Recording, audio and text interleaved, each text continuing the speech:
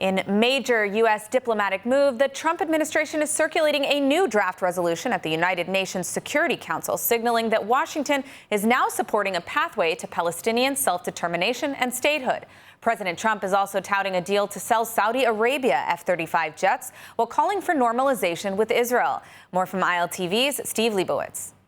According to the U.S. Security Council draft, due to be submitted as early as tomorrow, once the Palestinian Authority undergoes reforms and Gaza's reconstruction is underway, the Trump administration supports a pathway to Palestinian self-determination and statehood. This is the wording of the U.S. draft of a joint statement to the UN Security Council with Qatar, Egypt, the UAE, Saudi Arabia, Indonesia, Pakistan, Jordan, and Turkey signed on in support for the 20-point plan to end the war and rebuild post-war Gaza. The language is stronger than what President Trump himself has said publicly. The statement frames the plan as a viable path to Palestinian self-determination and a future state. The move comes as the U.S. pushes a UN Security Council resolution to establish an international stabilization force in Gaza.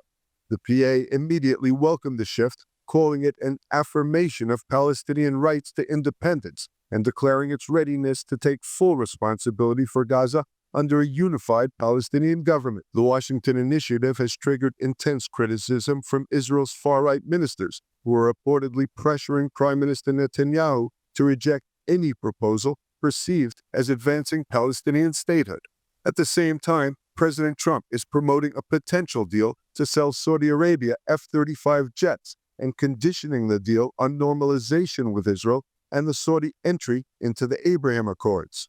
Speaking aboard Air Force One, Trump confirmed that Riyadh wants to purchase a lot of F-35s. I'm looking at that. They've asked me to look at it. They want to buy a lot of 35, but they want to buy actually more than that fighter jets, yeah. Will the Abraham Accords be a part of that conversation, perhaps getting what? The Abraham Accords, getting Saudi Arabia? The Abraham Accords will be a part. We're going to be discussing. I hope that Saudi Arabia will be going into the Abraham Accords fairly shortly. The push for a deal between the U.S. and the Saudis comes just days before Crown Prince Mohammed bin Salman arrives at the White House for high-stakes talks. Ahead of the meeting, Trump reportedly told the Crown Prince that after reaching a Gaza ceasefire deal, he expects Riyadh to take steps toward normalization. Officials in Jerusalem are closely monitoring the talks, with Israel concerned that it could lose its qualitative military edge. The other issue looming large in Israel, with Washington now explicitly promoting a pathway to Palestinian statehood. What will it mean for Jerusalem's firm opposition to any such framework?